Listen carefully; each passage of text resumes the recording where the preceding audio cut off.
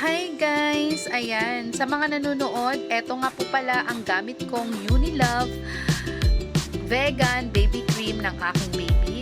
Kapag ikaw ay followers ko, makikita nyo talaga kung bakit nangitim at nagkaroon ng dots-dots sa mukha yung aking anak.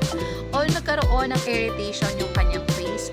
Alam nyo ba guys, eto lang po talaga yung gamit ko na lotion. Sakto din, simula nang na-ospital yung anak ko kasi nga nilagay siya sa phototherapy para malesen yung kanyang paninilaw. At syempre, kapag nilagay nyo doon ang anak nyo, ay magiging dry yung skin niya or nangingitim siya.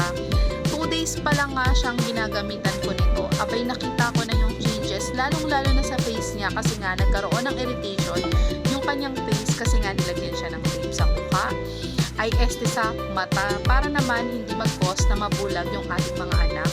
Kaya kung ikaw ay may baby, newborn, abay eto ang gamitin nyo, etong Unilove Vegan Baby Cream. Napakaganda nito guys. Actually, dalawa yung ganito ko.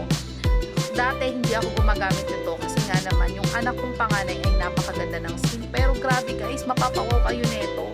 Kaya kung ikaw ay nanonood ng video ko na to, ilalagay ko na nga lang sa showcase ko at dun kayo mag-check out guys. Ilalagay ko sa comment section ang link. Kaya ano pang hinihintay nyo? Mag-check out kayo nito guys. Napakaganda nito, promise.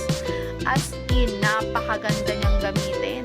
Kaya kung ikaw ay may baby, huwag ka nang patumpik-tumpik pa. I-check out mo na to guys. Napakaganda nito. At ang kagandahan nito, pagbukas nyo nito guys, meron na siyang pang scoop. Aba naman, di ba? Salamat sa panonood. Bye!